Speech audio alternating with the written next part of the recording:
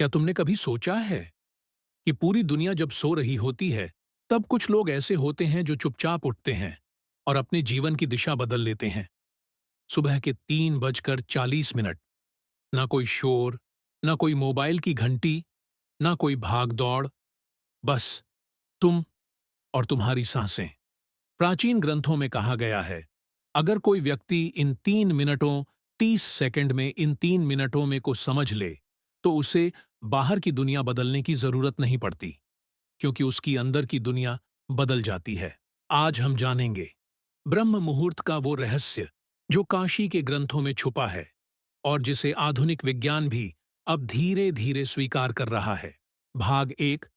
ब्रह्म मुहूर्त क्या है? ब्रह्म का अर्थ है सृष्टि की मूल चेतना और मुहूर्त का अर्थ है समय का एक विशेष द्वार। ब्रह्म मुहूर्त कोई साधारण समय नहीं है। यह वो पल है जब मनुष्य और ब्रह्मांड के बीच सबसे कम दूरी होती है। हमारे आर्षि कहते थे, इस समय आकाश की ऊर्जा धरती पर सबसे शांत होती है। न सूर्य की गर्मी, न चंद्रमा का प्रभाव, बस एक संतुलन। इसीलिए प्राचीन समय में आर्षि, योगी और साधक इसी समय जागते थे। भाग 2। विज्ञान क्या कहता है?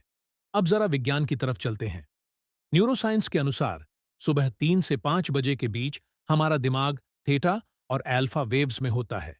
यह वही ब्रेन स्टेट है जहां क्रिएटिविटी, इंट्यूइशन और डीप हीलिंग होती है। इसी समय डर कम होता है, मन सबसे शांत होता है और सबकॉन्शियस माइंड खुला रहता है। यानी अगर तुम्हें खुद से बात करनी है तो यही सबसे सही समय है। भाग 3। काशी के ग्रंथों का छुपा सूत्र। काशी के एक प्राचीन ग्रंथ में लिखा है, जो व्यक्ति ब्रह्म मुहूर्त में अपने मन को जीत लेता है, वह दिन में संसार से हारता नहीं।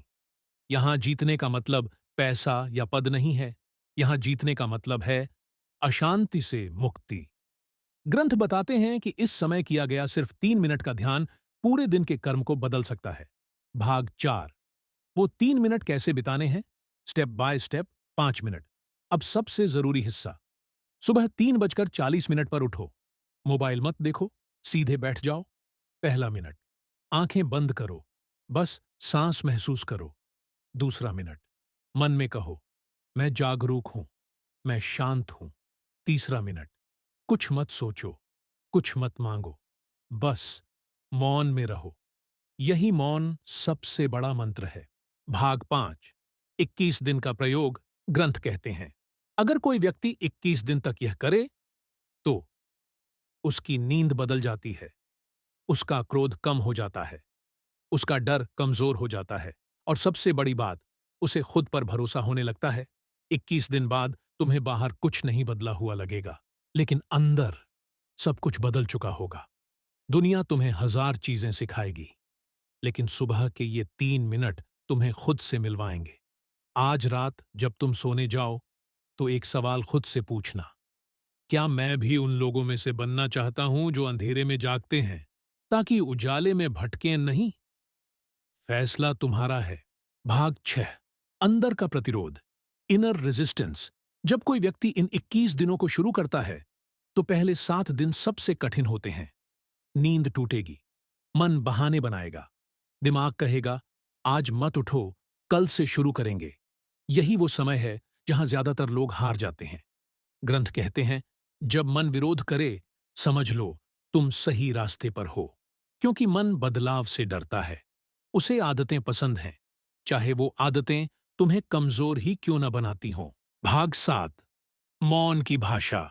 इन 3 मिनटों में तुम्हें कोई आवाज नहीं सुनाई देगी, लेकिन धीरे धीरे तुम कुछ महसूस करोगे। एक हल्का सा कंपन, एक शांति जो शब्दों में नहीं समझाई जा सकती।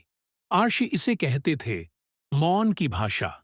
इस मौन में तुम्हें जवाब मिलेंगे, बिना सवाल पूछे। भाग 8। विचार कैसे बदलते हैं। शुरुआत में तुम्हारे विचार वैसे ही रहेंगे, लेकिन 10 से 12 दिन बाद एक बदलाव आएगा। तुम छोटी बातों पर कम रिएक्ट करोगे। जो चीजें पहले तुम्हें परेशान करती थीं, अब उतनी भारी नहीं लगेंगी, क्योंकि ब्रह्म मुहूर्त तुम्हें ये सिखाता है, हर विचार पर प्रतिक्रिया देना जरूरी नहीं। भाग 9। डर का टूटना। डर बाहर से नहीं आता। डर पैदा होता है अंदर की अव्यवस्था से। जब मन शांत होता है तो डर को रहने की जगह नहीं मिलती। 21 दिन बाद डर गायब नहीं होता, लेकिन कमजोर हो जाता है। और जब डर कमजोर पड़ता है तब निर्णय मजबूत होते हैं। भाग 10। नया दृष्टिकोण। अब तुम सुबह उठते हो और दिन को ऐसे देखते हो जैसे पहली बार देख रहे हो। वही सड़क, वही लोग, वही काम, लेकिन देखने वाला अब वही नहीं रहा। यही असली परिवर्तन है। दुनिया तुम्हें हमेशा बाहर देखने को कहेगी, लेकिन ब्रह्म मुहूर्त तुम्हें अंदर देखने की आदत सिखाता है। और जिसने खुद को देखना सीख लिया, उसे साबित करने की जरूरत नहीं पड़ती। आज रात जब सब सो रहे हों और सन्नाटा गहरा हो, तो याद रखना, शायद वही समय है जब तुम्हारी असली यात्रा शुरू हो सकती है। कोई गारंटी नहीं, कोई दावा नहीं, बस एक प्रयोग। फैसला अब भी तुम्हारा है।